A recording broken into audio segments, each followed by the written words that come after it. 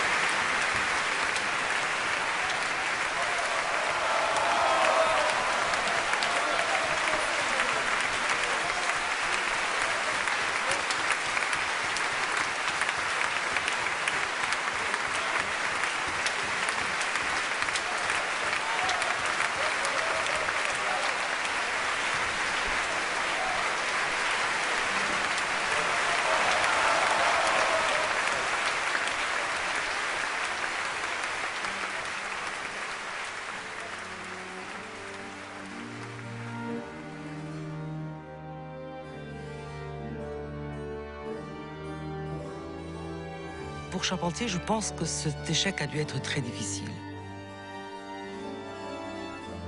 Plus jamais, à partir de ce moment-là, il ne recomposera de la musique de théâtre ou de la musique profane. Donc pendant les 11 ans qui lui restent à vivre, il ne se consacrera qu'à la musique religieuse. Et Charpentier n'aurait écrit que de la musique pour le théâtre, ça serait déjà un compositeur majeur. Alors quand on regarde en plus l'œuvre religieuse, évidemment, on est ébloui par ce génie multiforme.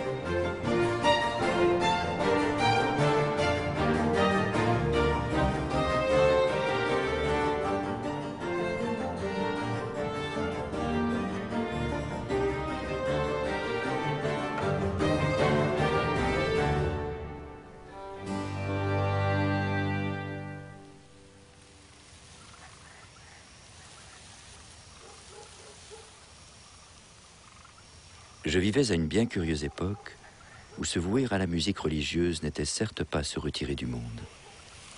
L'église et le théâtre jouissaient de la même clientèle.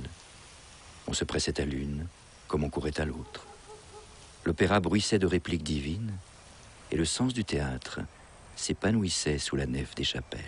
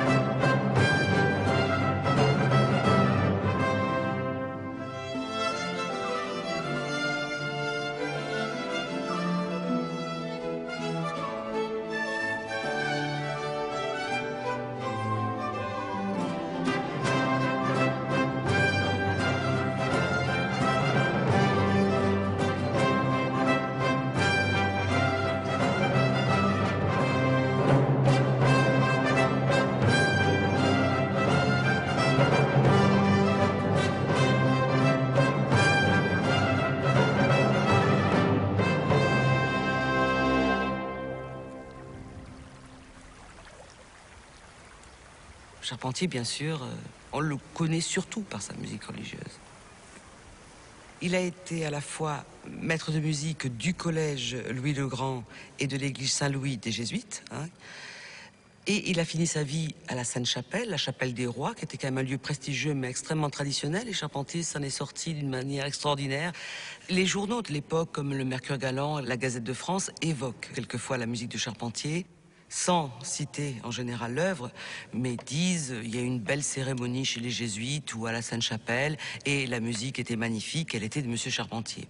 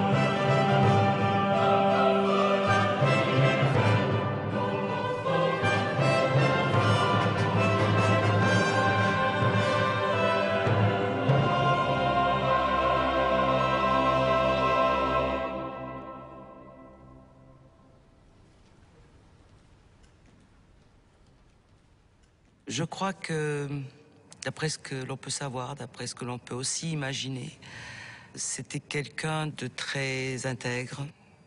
Quelqu'un qui se tient droit, je dirais. Quelqu'un qui se tient droit, qui sait s'agenouiller aussi, qui peut être humble, qui avait une foi profonde. Ça, sa musique religieuse nous le dit. Elle est juste, toujours.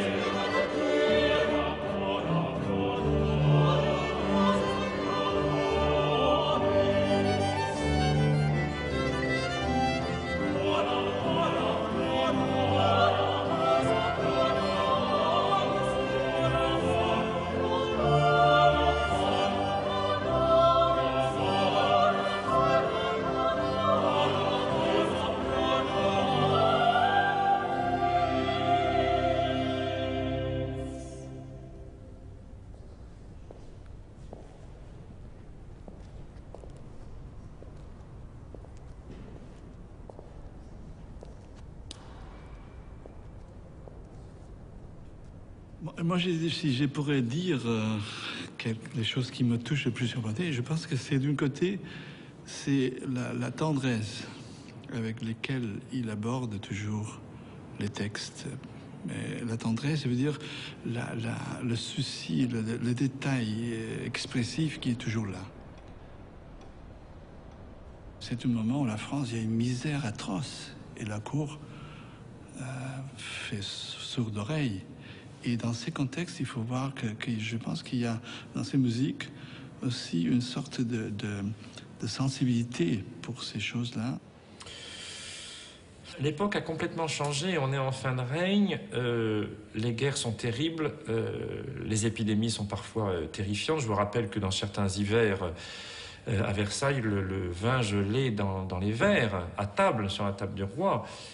Charpentier, qui était quand même un grand humaniste, qui était vraiment proche des gens, en ça c'est ce qui l'a sauvé de ne pas être attaché à l'étiquette de la cour, c'est qu'il était vraiment lié aux gens qu'il formait, qu'il dirigeait. Je pense qu'il ne pouvait pas être insensible à ce qui se passait quotidiennement.